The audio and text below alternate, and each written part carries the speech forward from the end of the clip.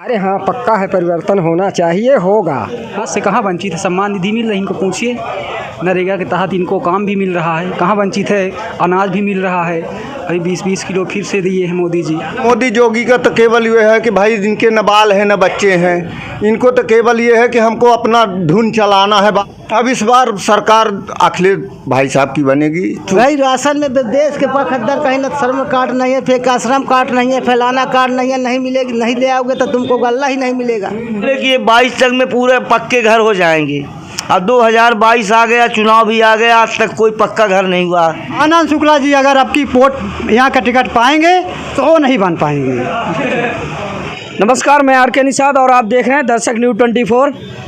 इस वक्त हम मौजूद हैं चित्रकूट जनपद के मऊ मानिकपुर विधानसभा अंतर्गत बरगढ़ क्षेत्र में, जहां पर हम फिर निकले हैं लोगों के ओपिनियन पोल जानने के लिए कि इस बार यूपी विधानसभा चुनाव 2022 जो होने वाला है उसको लेकर लोगों की क्या है प्रतिक्रियाएं और क्या सोचते हैं लोग इस बार कि जो विधानसभा चुनाव 2022 होने वाला है उत्तर प्रदेश में, तो परिवर्तन होगा या फिर कुछ और।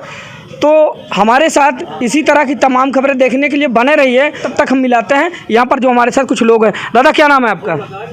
मुन्नी लाल। क्या क्या लगता है आपको इस बार जो उत्तर प्रदेश में विधानसभा चुनाव 2022 होने वाला है, संभवतः किसकी सरकार बनेगी? क्या अनुमान है आपका? सरकार उत्तर प्रदेश में जी, उत्तर प्रदेश में इस बार सरकार बदलने का उम्मीद है। यानी आपके कहने का मतलब परिवर्तन होगा? परिवर्तन होगा। तो अगर परिवर्तन भी होगा तो किसकी सरकार बनेगी?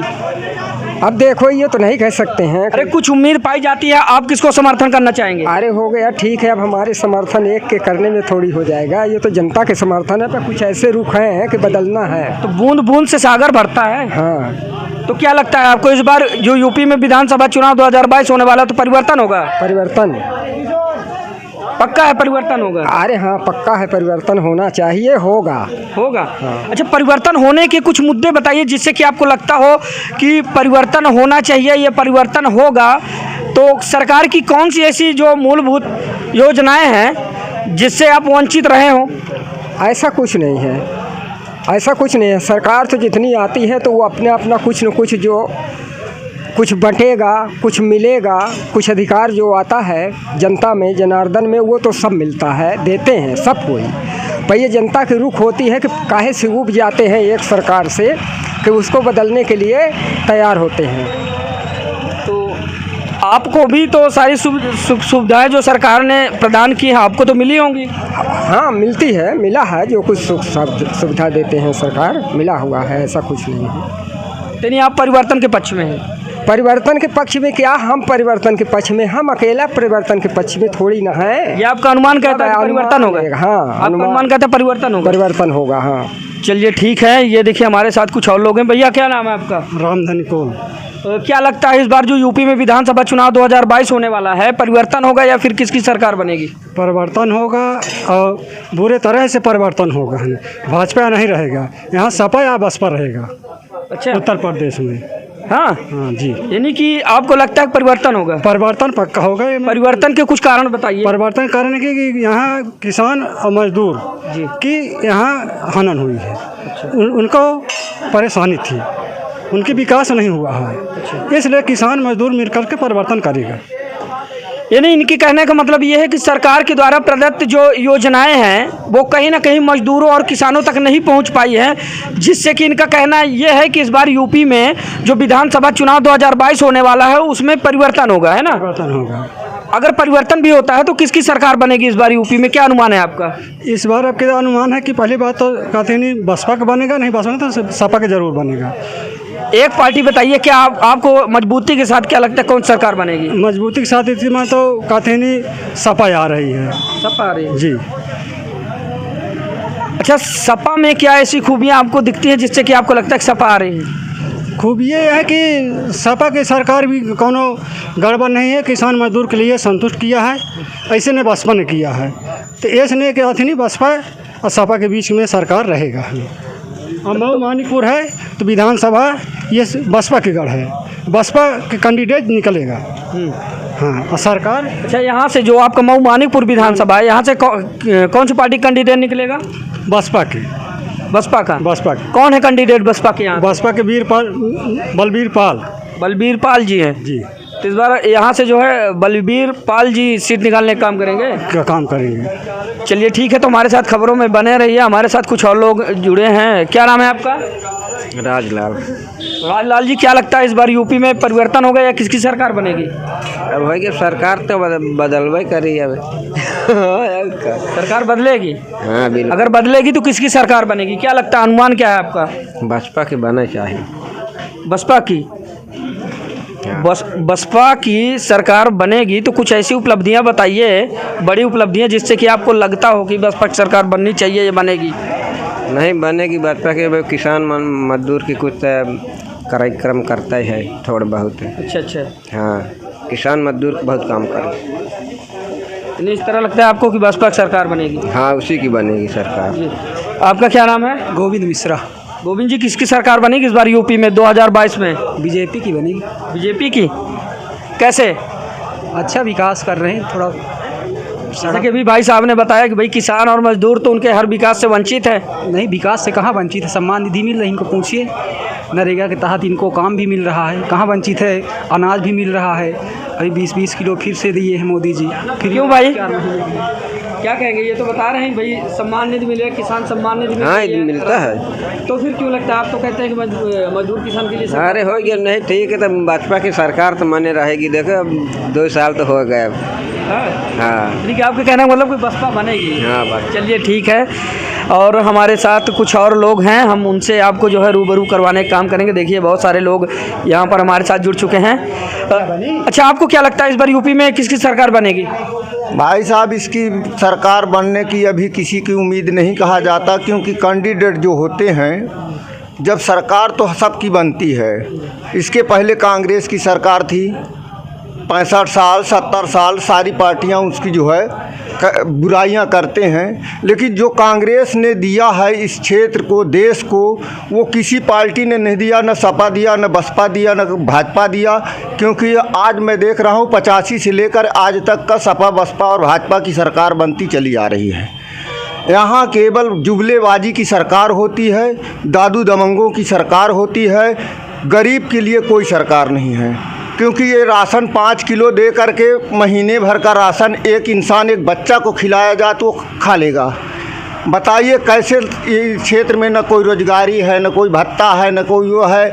बस केवल ये सरकार में कार्ड बनवाया जा रहा है, ये कर दो, वो कर दो, ATM बनवा लो, धोखिया बनवा लो, इसमें 75, इसमें 60,000, इसमें 3 लाख देंगे।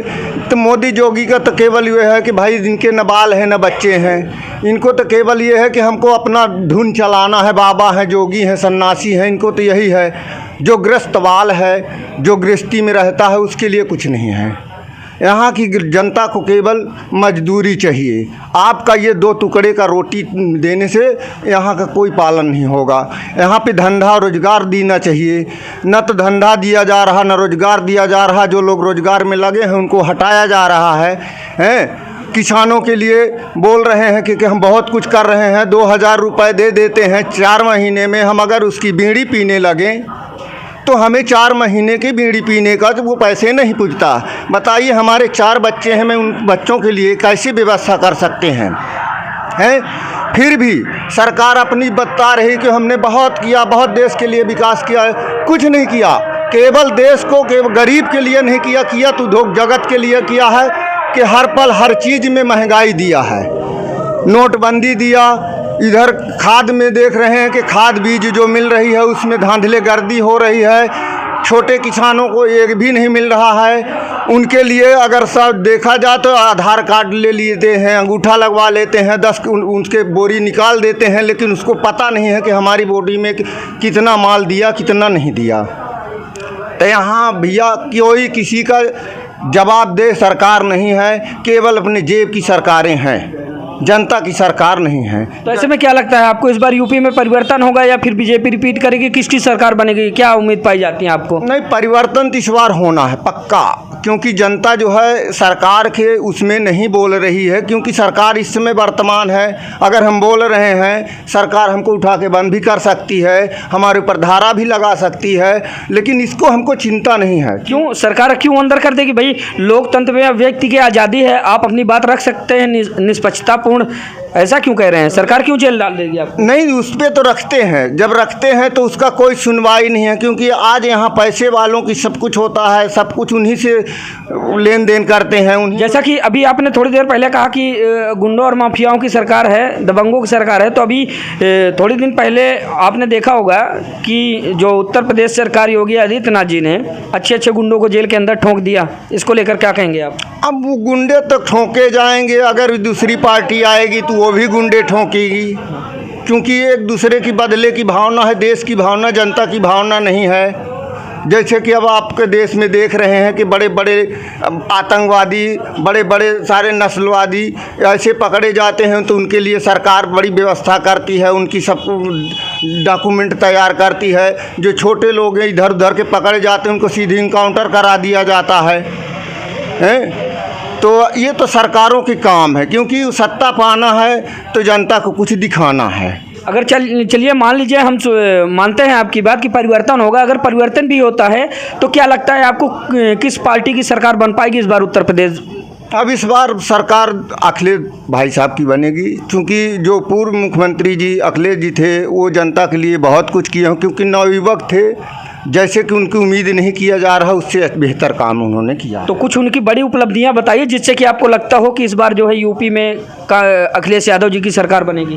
बड़ी उपलब्धियां यही है कि जो पुराने में उनका कार्य व्यवस्था किया गया उस पर आज भी सरकार अमल कर रही है, बल्कि उसी काम को कर रही है, लेकिन अपना नाम बदल करके कोई नया काम। आज 5-10 साल में मोदी जी चल रहे हैं, 7 साल 5 साल इनका भी हो गया है, कोई इनका नया कार्य हमारे क्षेत्र में आज तक नहीं आया है। कौन से गांव से हैं आप? हम बरगढ़ विनोबा नगर से हैं। आपके गांव का कितना विकास हुआ, क्या दशा है आपके गांव की? हमारे गांव का कोई एक खड़ंजा तक अभी तक नहीं बना है आपके गांव में? हाँ जी हाँ। और कौन कौन सी विकास की सुविधाओं से वंचित है आपका गांव?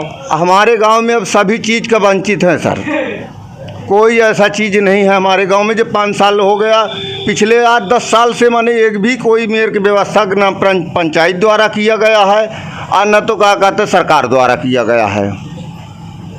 यानी आपको लगता है कि इस बार यूपी में सपा सरकार बनेगी? सपा सरकार बनेगी।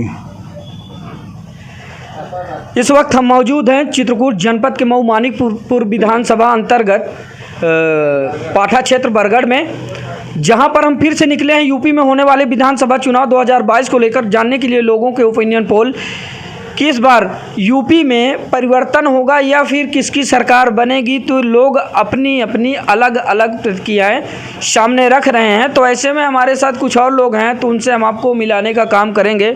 चाचा, इस बार यूपी में जो विधानसभा चुनाव 2022 होने वाला है, तो अमूमन क्या लगता है, अंदाज़ा क्या है आप लोगों को किसकी सरकार बनेगी? भाई अब इसको क्या अंदाजा है, वो तो जनता के ऊपर निर्भर है। अरे तो आप भी तो जनता में से ही है। हमारे सहयोग से तो नहीं बन जाएगा, जब पूरे भारत अपने उत्तर प्रदेश मऊ मानिकपुर की जनता चाहेंगे। क्यों नहीं बन जाएगी? क्यों नहीं बन जाएगी? एक वोट महत्वपूर्ण रखता है। वो तो रखते हैं, लेकिन वही तो मैं कह रहे हैं कि बनना है, तो इसीलिए लगा रहा है कि शायद हो सकता है कि अखिलेश की सरकार बनेगी।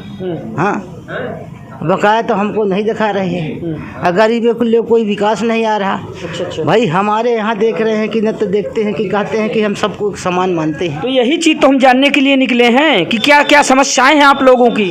भाई न तक कहता मैं किसी के पास घर रहने का है, वो घर नहीं गिर गया है। आज आवास नहीं है आपके पास? क्या कुछ नहीं है हमारे पास। क्या हमारे आषाढ़ में घर गिर गया, हमने अपने ग्राम पंचायत प्रधानों से तस्वीर करवाया, कहीं ज़्यादा मिल जाएगा, आज तक कोई मिला ही नहीं। कौन सा ग्राम पंचायत है? गोइया खुर्द का है। गोइया खुर्द का? हाँ। प्रधान कौन है? भीम है। तो क्या आपने उनसे जो अपनी समस्या नहीं बताई? आपने समस्या बताया, गा करके घर में हमारे यहाँ फोटो भी लिए। कहीं दादा धोखा तक तुमको सहयोग मिलेगा, आज तक कोई सहयोग भी नहीं मिला। कुछ नहीं मिला? कुछ नहीं मिला। तो ऐसे में क्या लगता है आपको, इस बार यूपी में परिवर्तन होगा या किसकी सरकार बनेगी? जिसकी सरकार बनेगी तभी परिवर्तन होगा। इस सरकार में तो हमको बहुत मुश्किल जना रही है। अच्छा। यानी कि आपके कहने का मतलब परिवर्तन होगा? इस बार? हाँ होगा। अगर चाचा परिवर्तन भी होता है तो संभवतः किसकी सरकार बनने की उम्मीद पाई जाती है, क्या लगता है आपको? अब ये तो हम बता दिए कि हम किसको बताइए, तो जनता के ऊपर निर्भर है। वो तो ठीक है, जनता में ही से तो आप हैं और हम भी हैं, तो क्या अपना अपना कुछ आंकड़ा होगा? यही आंकड़ा थोड़ा यही दिखा रहा है कि हो सकता है कि अखिलेश की सरकार बनेगी। अखिलेश की बनेगी? यही तो दिखा रहा है।